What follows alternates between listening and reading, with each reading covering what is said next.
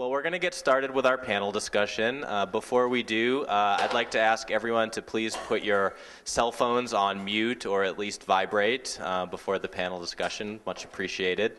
My name is Matt Donato. I'm the Senior Associate Director for Alumni Career Services here at the University of Chicago, and I welcome you all to our panel, Mid-Career Existentialism. We have sort of a U of C theme, obviously, to our career panel even. And I'm not going to talk very long. I would just encourage you all to, ask good questions to our panelists. I know they have a lot of diverse experience to share with you today.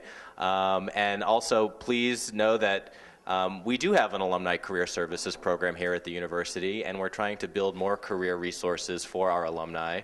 And as you have questions about that, please seek me out, or please visit us on our new Alumni and Friends web community. That's at alumniandfriends.uchicago.edu. And if you go to the Connect and Learn link on our website, you'll find lots of good career resources to connect with, including our Alumni Careers Network. I'm going to briefly introduce the moderator of our panel, Rajeev Ramchand. Rajeev is a graduate in the class of '99. He's celebrating his 10th reunion this year, and he works at Rand Corporation in Washington, D.C., and I'll let him tell you a little bit more about his career, and he'll introduce our panelists as well. Great. Thanks, Matt. So, hi everyone, welcome. I wanted to say that this is sponsored by the classes of 78, 89, and 99. So thanks to all those years and the alumni for their support. I graduated, as Matt said, from the college in '99 with a degree in economics. And after working for a bit, I ended up going to grad school and getting my PhD in psychiatric epidemiology. Now I work at the Rand Corporation and study military mental health, so suicide and PTSD among service members coming back from Iraq and Afghanistan, as well as a lot of work on adolescent substance abuse and misuse. That's my kind of spiel. I haven't really had a mid-career transition, but my dissertation was on teenage employment, so maybe that's why they focused on and bringing me in to help moderate the panel. I also wanted to say, this is a small group, it's informal. We selected these really great panel members, but that's not to kind of say that a lot of you in the audience may have your own stories to tell about mid-career transitions. And I'd really encourage you, if you hear a question that you think that you have some insight to that you'd like to answer, we'd love to hear those responses. And I also wanted to open that up to the panel too. If you have questions that you'd just like to pose to other panelists or to the audience as well. I think that the more informal we can make this and the more helpful we can make this and offer insight, I think the better the panel will be. So, let's make it organic, and hopefully things will work well. And with that, I think I'd just like to have all the panelists introduce themselves and talk a little bit about their careers, and perhaps if you feel, what your insight is into the career transition that you've made, because that's somewhat why, or that you're currently making. So I'll just pass the microphone down. Hello, my name is Beth Pepper. It's great to be back at Chicago. I'm a lawyer, and I practice civil rights law for people with disabilities in Baltimore, Maryland. I have my own practice in the heart of the downtown. I have transitioned really in my legal career on many, many different occasions. Let me just start just trying to provide a snapshot by saying that I have been in virtually every single type of legal office you can imagine. I've worked in legal London doing commercial litigation. I've been a government lawyer working for the Attorney General of Maryland. I have been in public interest, working in a DC law firm. I've also I spent a year as a visiting professor of law at the University of Maryland School of Law. And I also had a short stint at a very large law firm in Baltimore. So I've really been part of transitioning in different aspects of law, and I'd also be happy to take any questions about those different areas, as well as running your own business and what that involves. So thank you.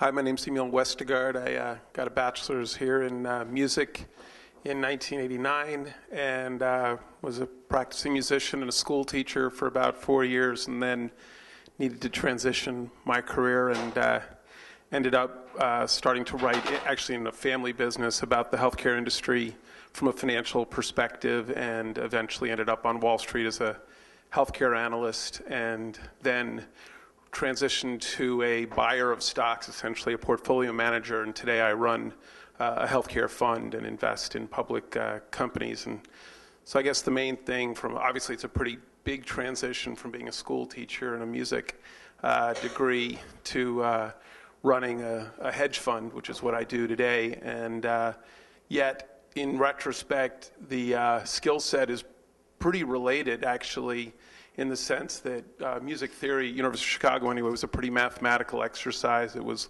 looking at Beethoven sonatas and understanding the architecture of those pieces. And now what do I do every day? I basically look at companies and try to understand the architecture of that company. How's it put together?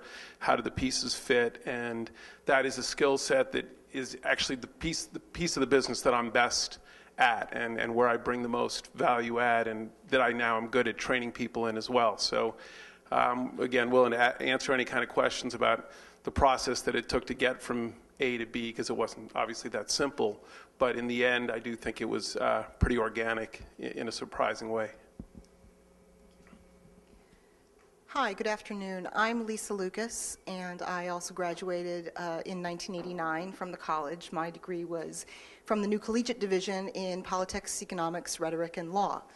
And unlike many of my classmates, I decided not to immediately go to law school. I wanted to pay off student loans, had kind of a practical edge. And I first was in commercial real estate here in Chicago, but then a friend, now husband, pointed out to me that I was spending all of my disposable income on books.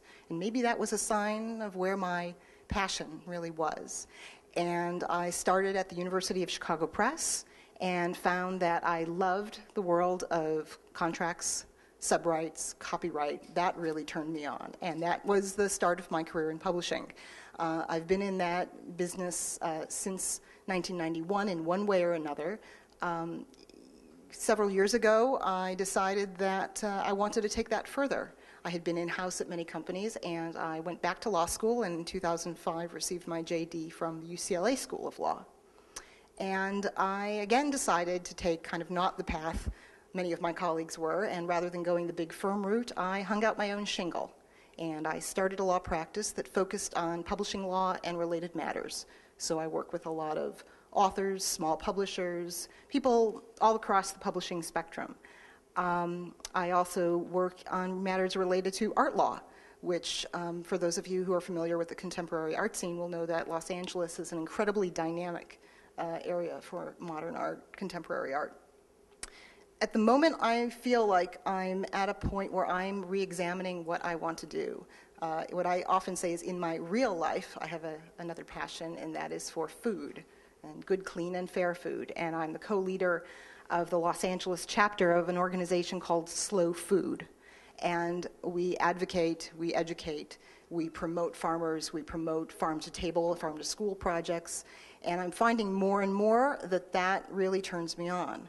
I'm also meeting with authors who are writing on these subjects, and what I see on my horizon is some sort of integration with food, publishing, law, and it's an exciting time for me. I'm looking at this as an opportunity, really, and so I'd be happy to share my thoughts about that, how I see these areas which might not seem to fit, how I see them coming together, and hopefully that will give someone here a few ideas about how they can merge their own interests and find a patchwork of interests that really not only kind of makes a life, but makes them a living. Hi, my name is Patel. I'm class of '99. I graduated in majoring in political science, economics, and biology, which means I kind of had trouble making a decision even back then what to kind of focus on. And it probably was a little prescient that my fourth year I took an acting class at U of C which kind of made sense as I made a transition more recently. So out of college, I worked in politics for a couple years, and then I went to law school, and then I was in a big corporate law firm in DC for a few years, and then about a year and a half ago, I decided to make a transition into film, wanting to work in new media strategy and producing. And obviously that has very little to do with law. So I made that transition about a year and a half ago, and sort of, I guess I can talk about sort of the process of trying to go from a completely unrelated field into another one, into a field where a lot of people want to work, and, you know, but the pay is not always very good, and, you know, it's a challenge to kind of make that transition. So, you know, my sort of general takeaway is you have to find a way to make yourself valuable. I mean, I spent about a year when I was still at the law firm trying to figure out how to break in. And, you know, I thought I have a law degree, that should be pretty easy to you know, convince people to give me a job, but they're like, you have a law degree, great, we don't care.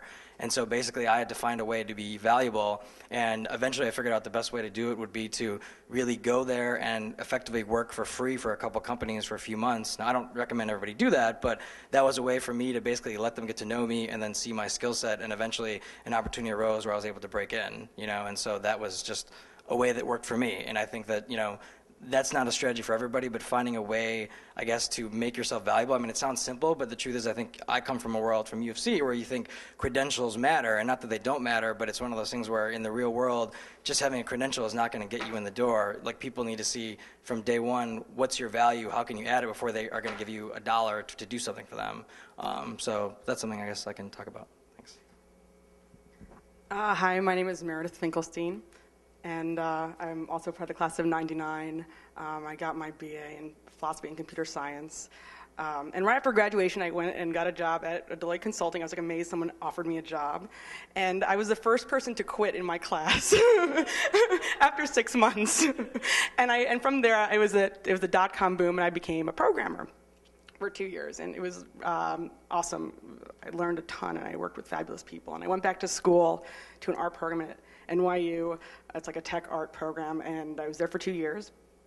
And because I love programming, but it was always just a way to support myself while I figured out what I really wanted to do with my life, and which was something creative. I didn't know what it was. And so I went to NYU, and while I was there, I got really involved with robotics. And I spent time at a place called Honeybee Robotics in Little Italy in Manhattan. They developed the Mars rover drill, you know. And I spent some time at Microsoft, and I actually got really interested in that time in live video performance. So I said to a friend of mine, like, let's go and let's build something for live video performance. But let's first interview all these people that do live video performance. We can see what they need. And so this actually turned into our first documentary. All of these interviews, we started interviewing all these people, and we're like, oh, this is really interesting. Let's make this a documentary. And this was 4 years ago, I think, around. And so I mean, we seriously did not know anything, me and this friend from grad school. And in fact, on our first shoot, the guy we were interviewing set up the lights for us because we had like set up the deflector incorrectly, and it was kind of embarrassing. And but we made this documentary, and it actually did really well. It won a bunch of best documentary awards, and we were on a bunch of festivals. And then we made another documentary. Our sophomore effort, which also done pretty well. We're always shocked that it gets into any festivals and anyone likes it, because we're like, after 2 years of making this documentary, we were so sick of it. And it was on a light artist. And then we went on and we made our first feature, which is out now at festivals. And we're actually going into production on our fourth feature in 2 weeks. Okay, in that time, so that was like 4 years ago, and we really did not have a whole lot of cash flow coming in. So my boyfriend, who's now my husband, was out of work, and I was really stressed out. And I talked to my mother, who said that her friend's daughter was making $500,000 a year working at a hedge fund. And I said, you know, I could really go for that. And so, so it's like, yeah, I could still go for that. It didn't really materialize, but so you know, with my ability to build things and write software, I like responded to I desperately 4 years ago or 5 years ago tried to get a job in finance. This was after being a programmer and then going to art school and doing robotics, and so. So I got a job at this hedge fund. It was a 5-person hedge fund, $500 million, global macro, systems trading, and I was the technologist. So I did all the systems. I also set up the printer and all this other stuff. And then after my first, like the first year they only made like 5%, and I'm like, this sucks. And I amazingly got a job in a quant group at Morgan Stanley, and I did not even know what like a coupon was on a bond. Like during my interview, like, do you know what a coupon is? I'm like, no, I don't know what a coupon is. Like I never took an economics class. It's really unbelievable. But they gave me this job, and I'm still there. I'm like a VP. And I've like not been laid off, but now that my bonus is like really, but now no one really cares about the Gaussian copulent, since it like destroyed the financial system, and so I think like quants are really not going to be paid a whole lot. So the differential between what I can make in my films and what I can make in investment banking is negligible. So I'm actually going on a sabbatical to focus on my films more now. But anyway, so I can talk about different career transitions. Thanks. So. That's the panelist. I thought I'm going to open it up to questions, but I thought I'd start because I think that one thing that kind of people hit upon differently that I think is really interesting is how do you find a job if you have a history in one field, how do you apply for this job in the other field? And Meredith had one experience, and and Emile had an experience that didn't require school. But I know when I talk to people who are thinking about mid-career transitions, something that they're really concerned about is, do I need to go back to school in order to make this transition? I think that's a really relevant question. I don't know if the panelists or anyone else, and of course it's career specific or discipline specific, but I was wondering if people could talk about, Emile, for example, whether you considered going back to business school or whether you just kind of could make the transition seamlessly. Devon, whether you thought about going to film school, for example, after law school, and anyone else if they've made a transition. So, or anyone else. Sure. I'll speak that directly. So I did not go back to business school to do this transition to finance, and I had about as much financial background as you did when I went into the Wall Street side of things. But I did actually do a night school kind of thing of getting a license, CFA, which is, it took a couple of years, and it gave at least employers the sense that I was, serious about what I was doing, and it gave me a basic background. It took a while, and it was actually a big effort, but it did give me some credibility in terms of taking on a management role over time, which is what I eventually did. The other thing I'll just say, as far as someone mentioned, working for free, and I'm a big proponent of that. And actually, I personally like to hire people from idiosyncratic backgrounds, because I just find people who come kind of hard wired to do finance aren't the kind of people actually who work well with me, because I like to bring a broad background and think very out of the box about the way we're investing and looking at companies. So I like to take people who are out of kind of different backgrounds and let them come and work for me for free for a while to see if they like what we do, and if I like, and if it works, if they've got a skill set that actually translates. So I just think if you can find someone, if you have something you want to learn about, and you may end up not liking it, and that's fine, you'll learn that too. At least you'll learn a little bit more about the reality of what a hedge fund is, or whatever the situation might be. I ended up actually liking this thing I do. So anyway, that was just a thought. Yeah, and I think that part of it, beyond if you're trying to go into an industry where it requires a degree, I think part of it's your comfort level. My first job in film was a new media director. I had never had a job doing new media, but I was doing on my own some internet video stuff and doing some new media stuff on my own. And so it's a relatively new industry. And so when I kind of pitched myself for the job at where I was working for free, I knew what I was talking about, and I felt pretty comfortable with sort of what I was saying. And they could tell that you have to be competent in what you're doing. And so if you feel like you want to make a transition into something new, I think it depends on sort of your comfort level with, if you need to take some classes on the side, or if you just want to get some more information. I think that comes across, if you know what you're talking about and feel confident. Truth is, I think you can convince a lot of people to give you a lot of jobs doing a lot of different things. So. Sure.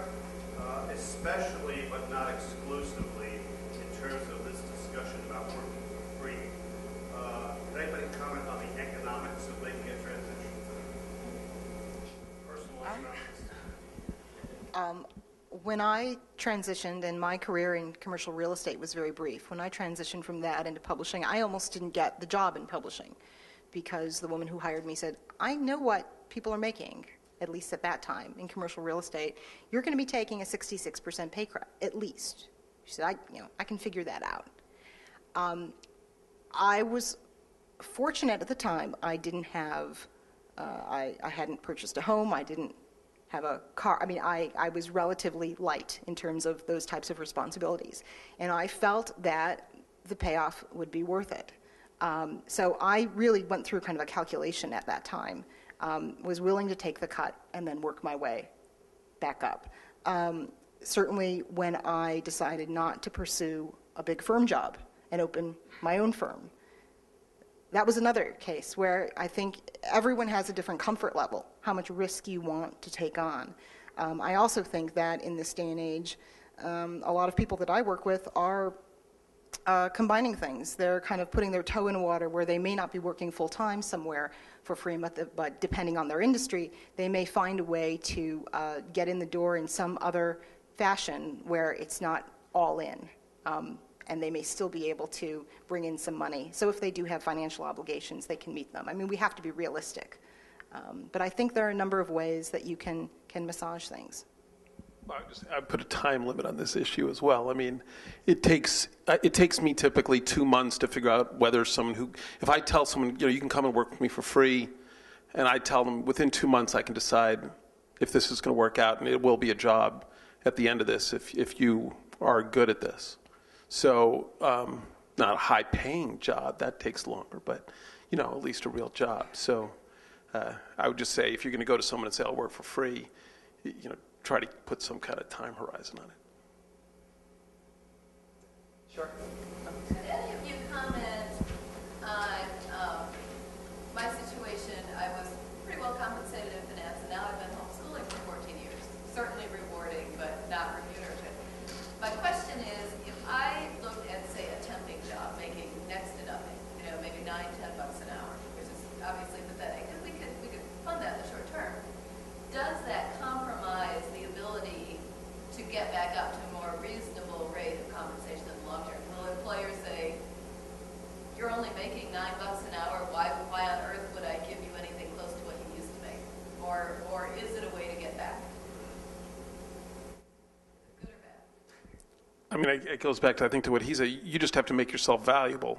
I mean, if you're valuable to someone, they'll pay you what they need you for, right? I mean, so I guess I don't relate what you've been earning at your past job to how valuable you are as to your current employer. I wouldn't think that that's, at least from my perspective, an issue.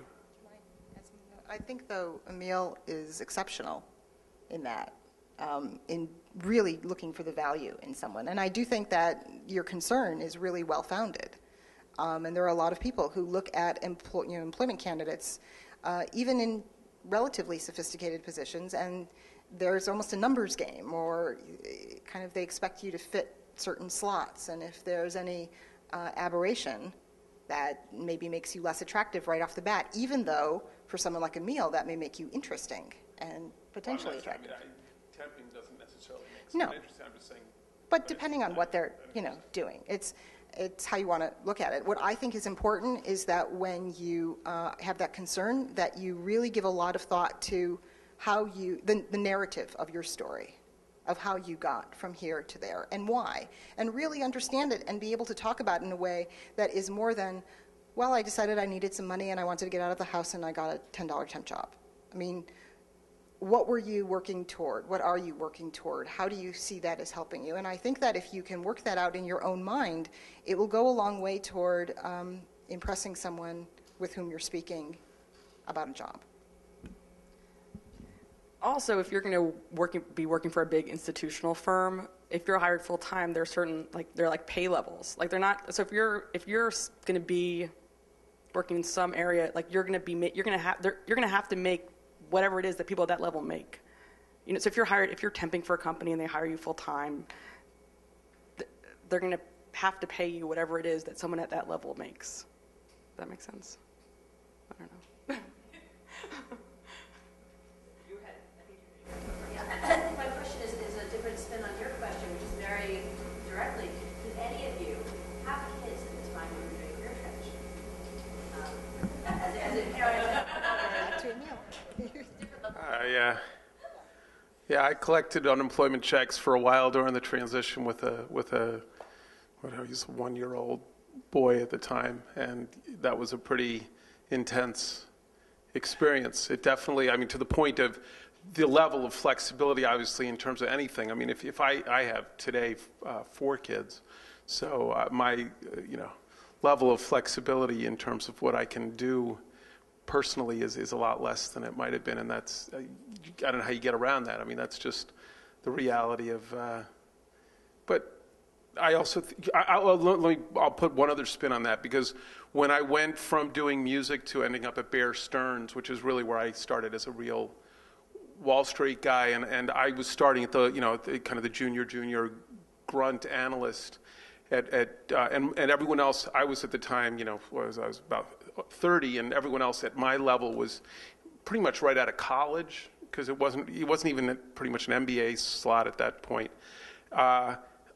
My pressures of reality were actually a big edge. A lot of these kids were kind of took it for granted what they had at that point, and they were working, but I was working, with a level of fear that these people did not know, and that was actually in the end. I moved along very quickly because of that. It was a differential factor. So, everything has its pluses and minuses. So I just want to follow up on a kind of a theme that I was hearing, and perhaps you could speak to this actually.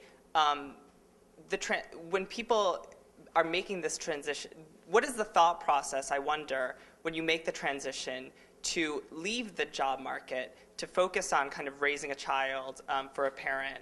And then what do you need to think about when you make that transition back? And once you've made that decision, what do you have to think about?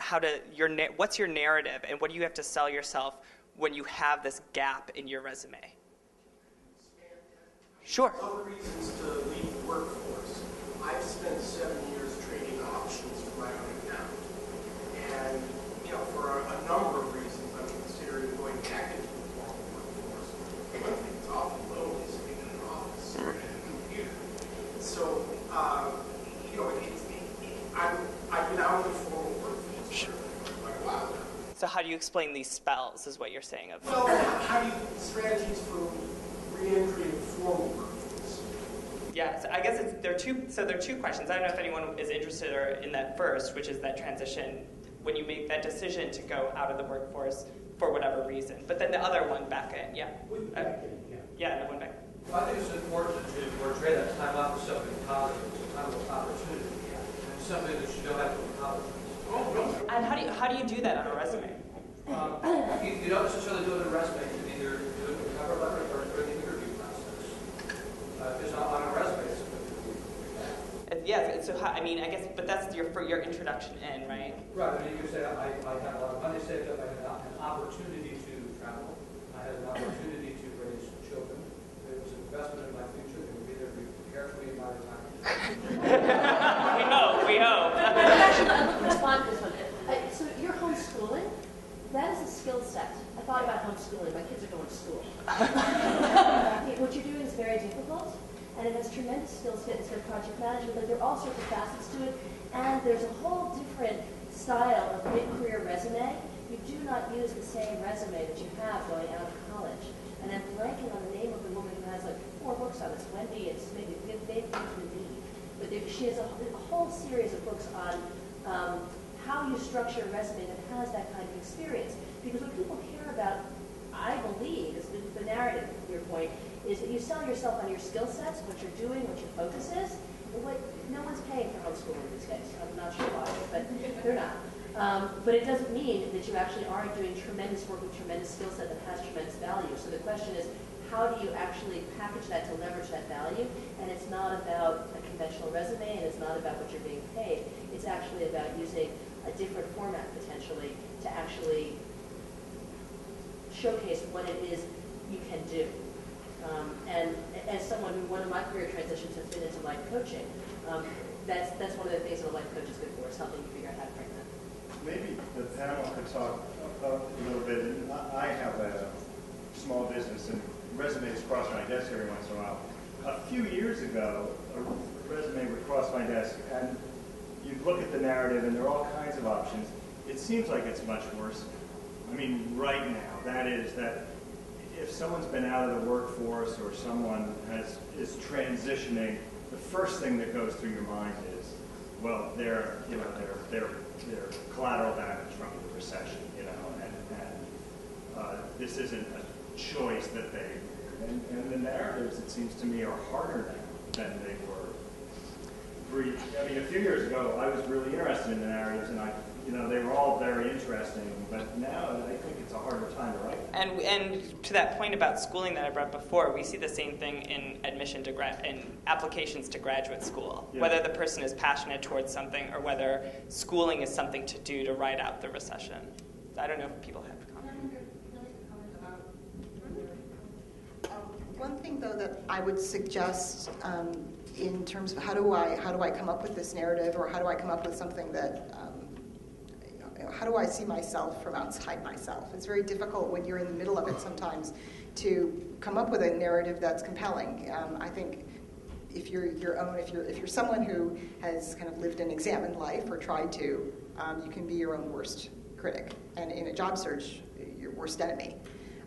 What I have been doing now in LA is talking with many women who are, a few who are still in positions, a few who have been out of the workforce, but all women who are have a real entrepreneurial spirit, but who've said, well, I don't know if I can do this, I don't know how to do this, and it's in a way a sort of support group. But what we do is we bounce a lot of ideas, and we're very honest with each other. We run ideas by, and you'll get someone who is not just finding people who are cheerleaders in a rah-rah sense to say, you're great, but someone who will say, but wait a minute, you were telling me about this, and that's really interesting. Go further with that. Or, well, what about these two things? There's a connection. You may not have seen it. Sometimes you really do need that outside perspective, and if you can find a few people, I think that can be very helpful in crafting a narrative. Even in these tough times. You may even need that kind of support now more than ever. This is a question, actually, not sort of really to the narrative question, but really to the other questions. So, like, what industries are more, like, what sort of companies can you go back to, like, mid-career and re-enter? Like, at Morgan Stanley, like, I don't see, I mean, it just seems like very unfriendly to mid-career, somebody who's done some sort of alternate career and then come back. Like, I don't see that at Morgan. Like what? I mean, I look, and one of the reasons why I'm focusing on my own company is because I saw like credit derivatives traders, that job doesn't really exist so much anymore, and other people that's it. They're gonna have to go find something else. Like, I don't know if I want to put all my eggs in like some corporation. Like, I'm gonna have to take care of myself. Like, what kind of companies can you go work for? I can name one. The federal government. I'm serious. I work for Food and Drug Administration, and we hire a lot of positions that have to do clinical trial evaluations that have had many years in the clinic, and then they decide for some reason or another that they don't want to do that anymore, so they transition into our organization. So we actually hire a lot of mid-career people. Also, folks from the pharmaceutical industry that they have worked for a firm for 10, 15 years, and then they kind of get tired of the culture, or maybe they're downsizing or something, and they come to work for us. So you might want to think of the federal sector as one for mid-career people. And it's actually the federal government is also one of the few organizations. There's an organization where there's really no age discrimination. We're pretty good at sort of EEO kinds of policies, and I think age discrimination is one that we don't practice in the federal system. Can I also ask, what's interesting to me about your career is that you stay within the law, within an industry, but you feel like these different facets, and they're very, very different. So can you add to that, though, about how one can sort of still stay within an industry while finding a niche? Well, when I went to law school, I wanted to be a public interest lawyer, but there were very few opportunities to do that, actually. So I had to make a fairly circuitous path in order to do that. And one of the things I really needed to do was first learn how to be a lawyer and develop a skill set. Just as in any industry, you need to learn what to do. So after I did that, which was first working in as a government lawyer, and then eventually in a litigation unit of a large corporation, I was able to get a job at a fairly reduced. My salary went from X, cut by 50% to work in a public interest law firm in Washington, D.C. But for me, the goal, what's interesting about this conversation is I think how important it is to try to match your skills with your passion. That is, it's not just about getting a job, and I know there's a reality there, but you're not going to be, I never found true success or happiness, the search for happiness in my career until I was actually doing the thing that I really like to do, which is civil rights law. So it was quite a long journey for me to get there, but I tried to keep my eye on the task at hand and stay focused. So I think that some of the ideas here about working for free or interning or finding a situation where you think it might be a job that you might really like or a career path that you really like is more important for than compensation if it's the thing you love or if it's the thing that's really going to excite you and get you going. So I would say, try to find something that meets with your ideals or your passion, and then maybe it will fall into place. So Sure. I want to pick up on the comment about the federal government. Because I think in a million years I would pick the federal government as a growth area. So to kind of turn that into a question, this is everybody in the room, that was a surprise to me. What are the growth areas? Where do you think things are developed? The medical care is one of the recession-proof industries I've learned. And I recently started with Cedars-Sinai Hospital in Los Angeles. In fact, we're working on a FDA trial studying minimally invasive open heart surgery methods where scalpels are replaced with catheters and heart valves are inflated through catheters instead of cutting first up. But you need to look at recession-proof industries, and one is medical care, one is the government. Education is another one that's recession-proof for the most part. And these also offer excellent benefits and retirement packages because there are not a lot of private sector jobs that are going to pension systems. So if anyone wants a pension, you are wise to think about things that have well-endowed retirement programs and government help. So some areas may actually be stimulating legislation. Yeah, the government actually. Yes. I have an attorney that helps you do it very well. The government actually shrinks and grows at the same time. So right now, this is not a good time to be in defense area because that's really slightly shrinking in the next 5 years. But on the other hand, the health-related areas of government like NIH, FDA, and CDC as well are probably expanding to some extent. And then the stimulus money obviously will increase other areas of the government. So you just have to look at the trends of society at the time. I relate to what you just said. I saw an article that was on Yahoo.com lately about a lot of stimulus package and how to take advantage of that in the job market. It talked about sectors of the government that will be hiring as a result of the stimulus package. Research it online. Well, probably another growth area would be just financial regulation. That's something that is going to be coming down the pike, and they actually need people to do the work. Honestly, I think the pay might be a shock to folks trying to do the financial sector. Once they look at the federal pay scale, but that's going to be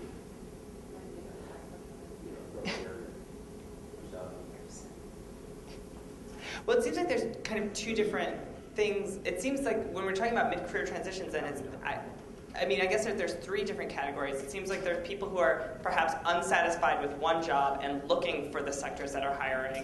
There are people who've been laid off and are looking to find a job. But then there's, kind of picking up on Beth's point, that there's people who have a distinct idea of what they want to do and how they can transition from what they're currently doing to this other thing that they want to do.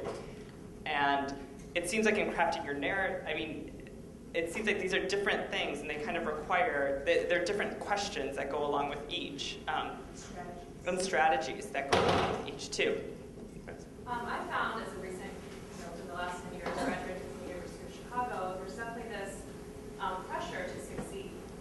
And it's put on you from day one at the school, and I think certainly as a UC graduate, there's this expectation of success at a certain level, whether it's financial or in a certain rank position within a firm. And I'm wondering if any of you in your career changes were faced with a kind of defense that you had to make that your change was not due to a failure in your previous sector or area, but how you turn that into a positive, whether it was maybe a conflict that came from a spouse or a significant other or your parents or your neighbor who just knows that kid from the UC, or how socially you were able to support your transition as a positive move through your own life and not just, I bombed in this and now I have to change and it looks negative to change. And also I think at a certain age, at some point it might seem irrational or irresponsible or, these are things when... Or be viewed as such, yeah. Or if I've worked 10 years in a certain department, someone might say, why would you throw that all away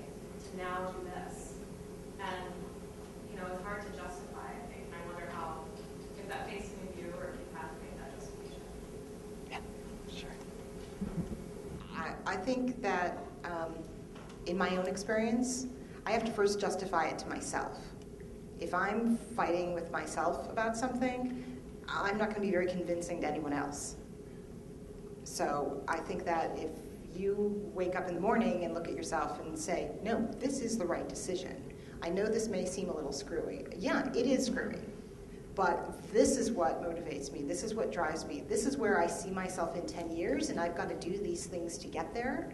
So whether it's working for free, making a change, making a geographic change, whatever it might be, if you can justify it to yourself, I think you're most of the way.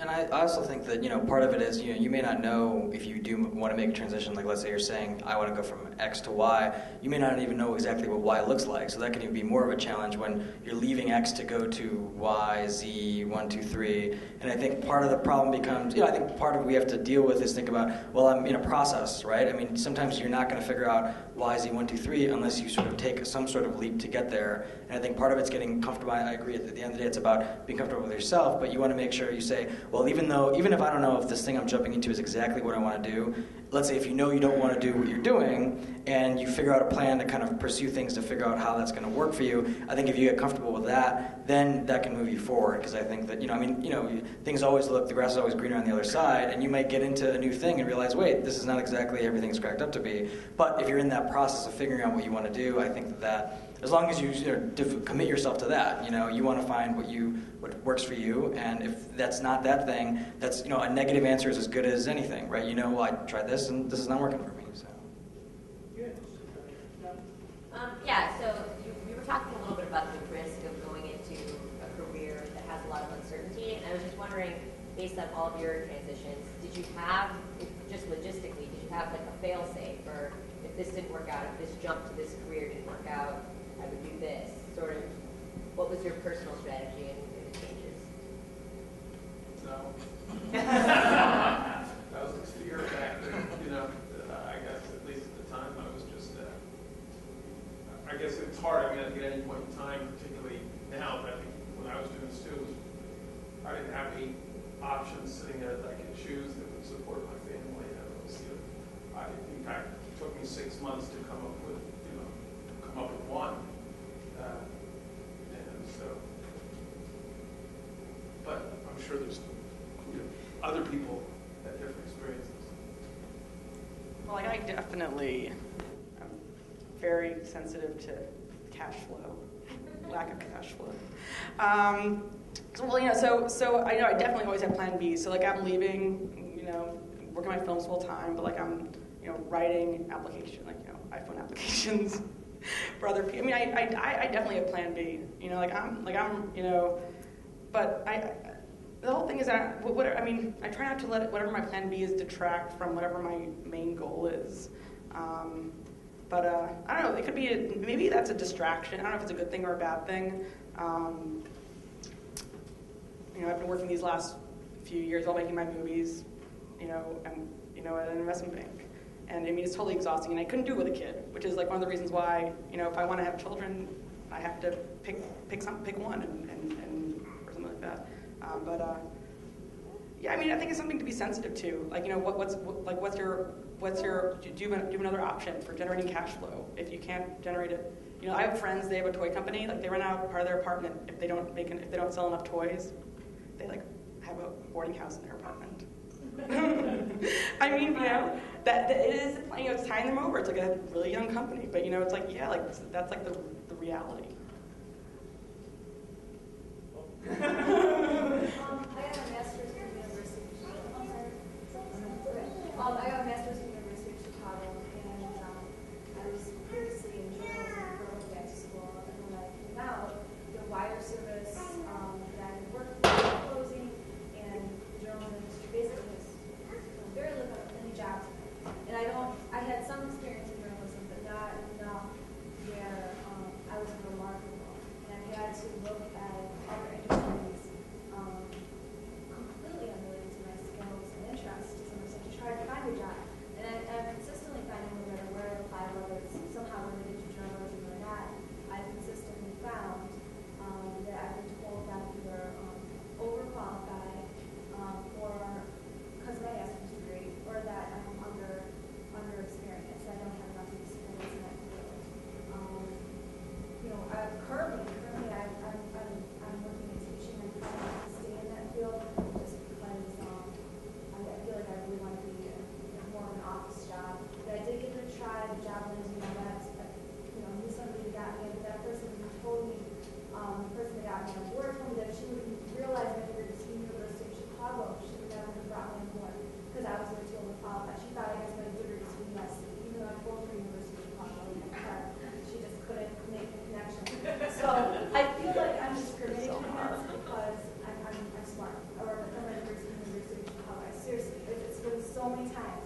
It seems like, and sometimes it seems like the only people that are willing to hire me are people that don't even realize the University of Chicago. So I was just wondering, you've experienced that in your experience, and how you would recommend dealing with something like that.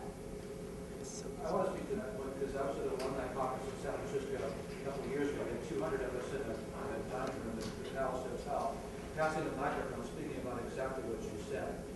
And one of the things that I found in my career is that it's not just what you're doing, but it's who you're doing it with. And you may have found what you think is the right thing for you, but all the personalities are wrong, and you wish that you would never walk through the door. And you're right. You do have to find a place where smart people are not discriminated against, because I think that we're an unprotected class. And another thing we need to be careful of is that many of us are deeply sensitive people, deeply caring human beings. And as such, we are nice people, and the business world tends to discriminate against nice people as well. So we have to be careful with that. And sometimes when you're told you're overqualified or you're underqualified, sometimes that's another way of just saying that they don't really like you for being smart or nice or whatever. And it's a polite way of telling you to continue looking. And that's why I've had to learn sometimes to be chameleon, to sometimes to conceal my intelligence. Like I didn't tell everyone at work where I was going this weekend. I didn't tell them. And also sometimes to cover up emotion, just not to show a nice personality, not to be mean, but just to sort of be deadpan. Boy, that goes a long way. But I know exactly what you're saying. It is something that all of the Chicagoans face. So to respond to that, after I got my PhD, I applied for a job and somebody told me that same thing. But I was like finalist. My approach to it was like, well, this person thinks I'm smart, so I actually maintained a relationship with that person in case she would ever leave her job, then I could, I might be I honestly do believe that she thought I would be really bored. And so maybe it's a good sign that it's not a good fit. You know, that you probably, if they think you're overqualified, maybe in fact you are. And you would probably be really unhappy, you know, because they wouldn't be putting your intelligence to use. That's an optimistic view. But you could end up working with a bunch of real boring idiot types. Could be a possibility. Sure, you could end up with But that's where the jobs are. Yes.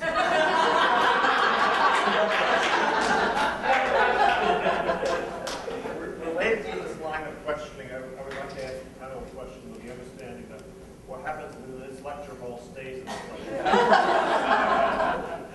We have been led to believe that as graduates of the University of Chicago, we have something special to offer the world. I would like to know to what degree the panel's experience was supported by that idea.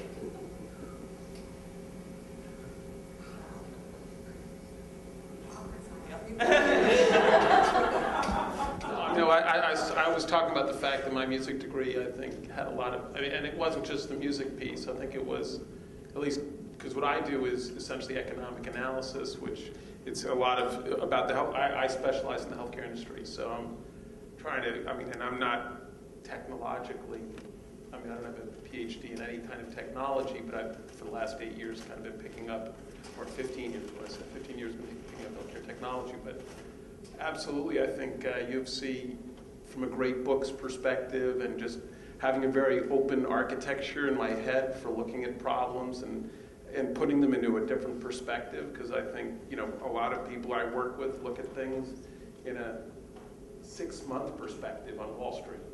And they can really miss, a lot with the way they look at the world that I find is very beneficial.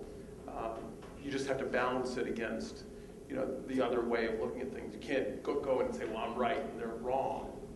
You just have to kind of recognize that there's some value that they may be missing by the perspective that they don't have to bring to those situations. Do you think for you, what you got here was helpful? Extremely helpful. Even if it wasn't seen that way by outside? Yeah, well, I got really lucky because actually I got hired by someone who had a degree in music who had done the same thing previously. It was absolutely just out of the blue, someone who was a concert cellist who had ended up as a medical device analyst, and I went in, and he actually, Shulamit Ron, who was one of the very famous professors, he was really impressed that I had studied with her, and I can tell you, he was the only person in all of Wall Street who would have been impressed by that fact, and I just happened to walk into his office. It was one of those fateful moments. I'm in a wonky academic field, and it opened up every single door. Every single acceptance that I've had a lot of rejection, but every single acceptance that I've gotten has, it's been mentioned very explicitly by people in school. And I think it's also problem solving and puzzle solving. I mentioned not very good at puzzles, but when I went into trying to get involved in film, my perspective was, well, how am I going to get there? And when I had first, talking to your point too, when I had first gone to sort of interview for effectively an internship when I was 30 years old, I had a law degree, I was basically looking for an unpaid internship, and I met with the guy, and he was a business school graduate, not from U of C, but basically he looked at me and was like, why do you want to do this? You have this higher paying career, and I was kind of like, I want to get involved in film, and basically in talking about my narrative, he told me about his narrative, which he had similar interest in business school. He basically worked for the head of the company for free for a year to get the job, and now he was vice president of distribution, and so I made that connection sort of through that process, and it's one of those things where for U of C, we get academic skills, but I think the problem solving skills that you apply in a practical context, I think helped me tremendously, because I thought to myself, well, there's a way to get there, and how do you figure out how to get there? Those are skills that we learn here. Yeah, I have a couple comments. One, regarding how to present yourself, maybe if you feel you might be in a position for being overqualified.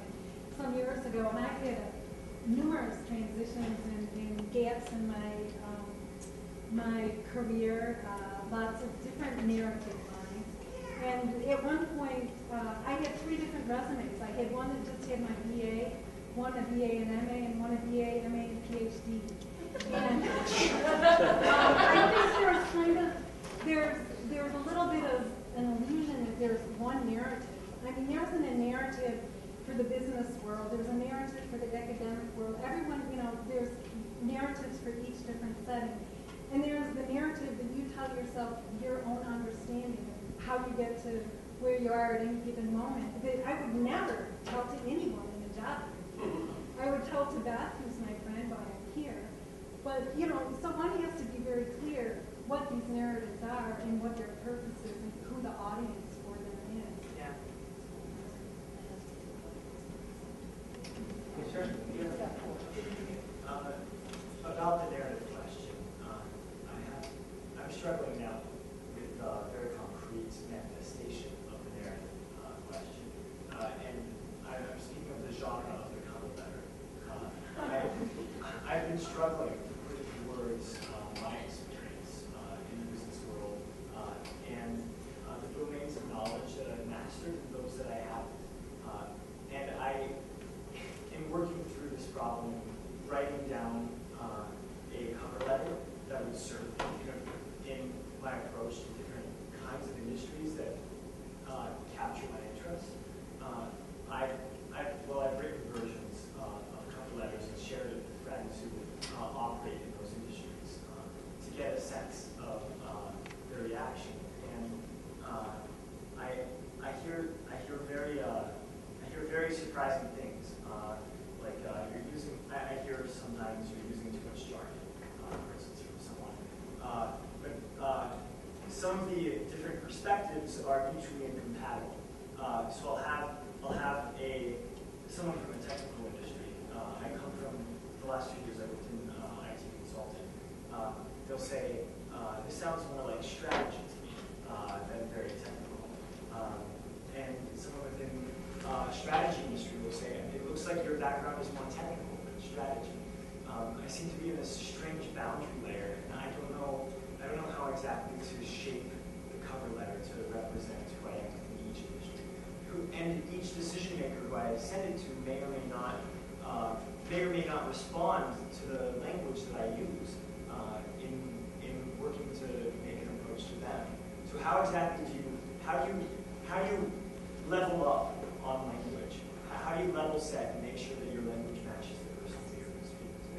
You had an answer. I had an answer, actually. Yesterday, I attended a very small group at the business school. It was a group of us that got our MBAs from here. And one of the women is an executive recruiter. And she said, hopefully you have a copy of the job description. You apply for a particular job, and even with your resume, you take those words. She said it's not cheating. You take those words right off of that job description. You put that. You change your resume. You don't put everything on your resume that you've done, but you change your cover letter and your resume, and you use those exact words because you never know if they're going to just send it to a scanner.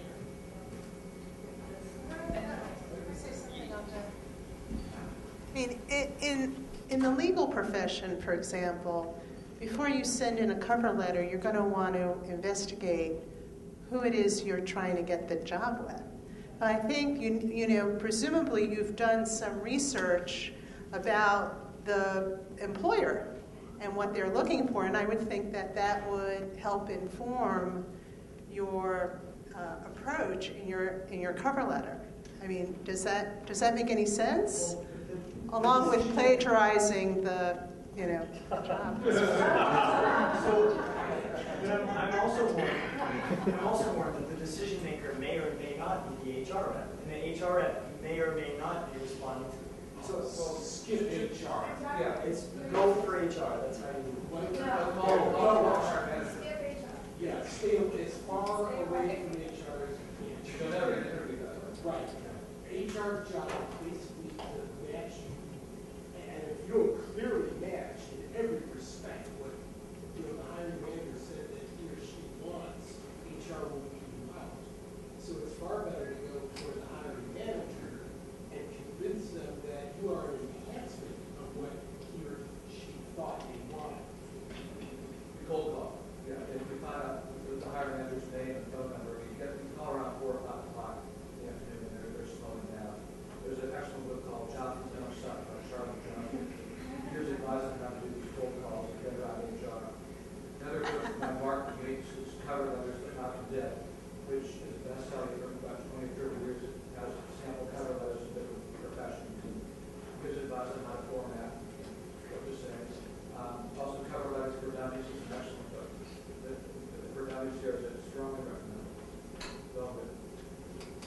you have a response, Joe? Yeah, I would also say basically network properly or cover letters and ethics. So that's what they're saying about sending HR. Maybe it's a cold call or figure out who you know in the company, get to them, get to their boss, just network it well. I mean, I work in the nonprofit sector, you can't send a resume to someone who get hired. So I just say, I think we never learn how to network here. I don't know other schools, they somehow did it, and just never taught, but networking seems to be a way to get a job, and that's a good job.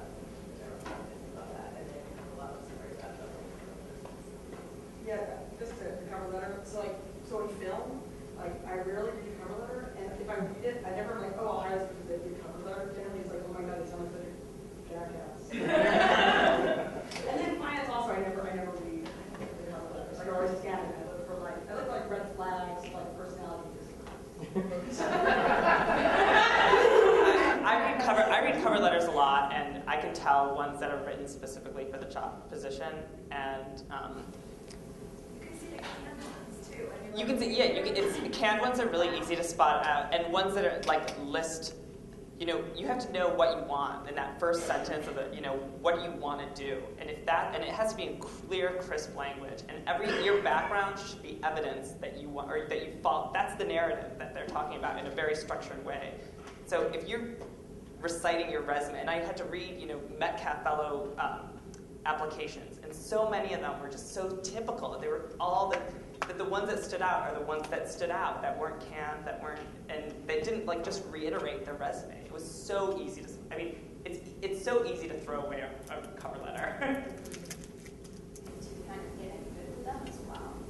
They just want to try to reach out and build a relationship.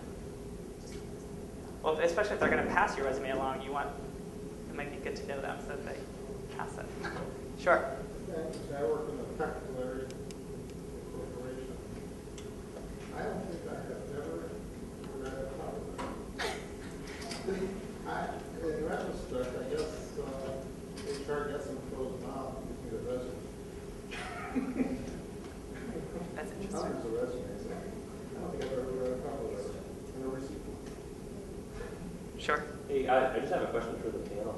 I was wondering in your transitions, how you use, different technology tools, like LinkedIn or Facebook, to manage your transition, and if that worked for you, or if you kind of sometimes had aspirations and it maybe didn't pan out as well. Yeah, so I'm actually on this panel because I spammed Facebook with ads for all my movies or invitations. Did it work? I think we might have sold a few. I actually think it does work. I don't know. I'm so bad with social network online stuff. But you're good. But I'm good. I guess I'm better than everyone. I know in my area I'm bad, but for the rest of the world I'm good. People that don't do But I think it's super useful, and actually I just used it. I just used LinkedIn the other day. I reconnected with my old boss, who's this guy David Rose, who's like a big venture capitalist in New York. I worked for him one of my .com jobs, and dropping off a DVD of one of my documentaries at his office. Who knows where that's going to lead? It really, and it's not awkward. So you send someone an email, and they don't email you back, or you invite them to join your LinkedIn network, and they never log in, or you invite them to join a group and they don't. You have nothing to lose, and it really, it's people are interested in getting into contact with. I was really disappointed last night. Went to our dinner, our reunion dinner, and there were 50 people there. And I'm I'm so disappointed because I really like to reconnect with a lot of old classmates. Because we can help each other out, grow business or just learn what people are up to. And I think everyone's looking for that. And online networking makes it really easy to do that. I think it's a good first step, especially, my first job in film, I discovered the company online, and, the guy I knew who I was going to talk to, I read his bio online, so I kind of knew what I was getting into, and I think, I even think about most of my major jobs. My first job out of college in politics, I basically got not really internet related, but I went to the taking the next step thing and met somebody there that eventually led to my first job. So I think I think that those, any way that you can find information, I think that, in that context, even informational interviews, I think is a good way to do it. I mean, if you find somebody, I think, honestly, if you find somebody online that is doing something you kind of want to get into, even if you cold email them and say, you know what you're doing sounds really interesting to me, I'd love to take you out to coffee. Who doesn't want to talk about themselves? I think I found a lot of success doing that, and that doesn't always lead to a job right away, but it leads to an opportunity. You're not necessarily asking for something, you're just asking for information, and I think that using the internet to sort of leverage that, I think is very valuable, but using, in the context of just because you found somebody on Facebook, that doesn't mean anything, finding a way to sort of make a personal connection, but using that as a resource, I think is helpful. And when you find a good job, don't stop doing it, right? Well, I was just going to give the flip side of this, which is be careful what you put up about yourself on the internet, because whatever's up there is going to be entirely known, and employers will look at it, or people considering you for a job are going to inevitably these days Google you. And I mean, I face this myself because I made a CD like 5 years ago. I still play music, I still perform, and in finance that's not in the box. And when you're trying to raise capital from people, that becomes, do you really want to do music and not finance? Is that, it's so just watch out what you put about yourself up there. So we have 5 minutes. I was going to open up the panel to if you have any kind of closing remarks, one sentence advice, and then as well as any in the audience if there's something that you're really dying to get out there. But wrapping up, and then I know that Matt wanted to say a few words. So. Well, I guess a theme that I would strike is to sort of try to carve your path and be focused, and tailor your strategies to that goal, and stick with what you think will eventually make you bring satisfaction to your life. I mean, that it's not a job, but it's a way of being, and to combine your work with how you find meaning in your life. So it is a very personal journey, I think, and that would be my advice, even in these hard times. Well, I'll just say transitions are a really stressful time, and I've been through more than just this music. I mean, I've been through 5 transitions within my Wall Street career that were very stressful and seemed very high risk at the time I was going through them. And I guess the one thing I'll say is that all of those have led to, despite all the fear and stress that went along with them, they led to better opportunities for me and growth in the end in what I was doing. So I think if you can try to keep a positive perspective around it and try not to let it overwhelm you, transition actually can be the best time in your career in some sense, if you can get through it the right way. I think of anything at this point in my careers, I've really come to realize that being in a rut is really the worst place I can be. That the fear that's associated with taking a risk and making a leap, terrifying, and waking up at 4 a.m. and thinking, oh my God, what have I done? But that to me is far worse, and it's transitory compared to being somewhere that just dulls you. And I think if anything, coming from the University of Chicago, the blessing and the curse is that we sort of want more. We expect more from ourselves. We want something that stimulates us and makes us feel like we're making a contribution and learning more. And so I don't think you should be complacent or stay in a cage no matter how golden. I think sometimes you really do have to take a leap. So I hope you do. And I think that part of it is, you have to find your comfort level with any transition you're going to make.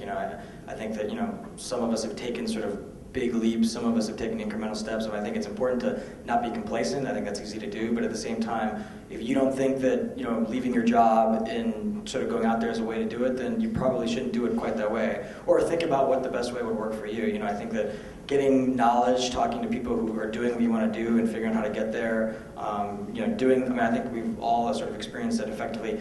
Quote unquote networking, finding a way for that to work for you is critical in figuring out how you want to get there. But I think that at the end of the day, just don't be complacent, but also find your comfort level. And I think that's how you get to where you want to get to. Well, I don't know what I'm going to add to all these great comments, but I guess you know what, when you're in a career transition or you're looking for a new job, like I really think it's a numbers game. It's like you just have to send out like 1,000 resumes, and like you'll get like 2 responses, and if you are looking for a job in some new field, you have to meet with like 1,000 people, and you'll meet like 2 that kind of, everything I've done, it's just numbers. You just have to just do a ton, and it's like half of them you're like, oh, I now need to do that, but you sort of had to do that because otherwise it wouldn't be a numbers game. If no one did anyway. Anyone else? In connection with that last comment, I think all you have to do is find firms you want to work for and say, I'm with the University of Chicago and I'm doing a survey. That's very prevalent. That'll get you in the door.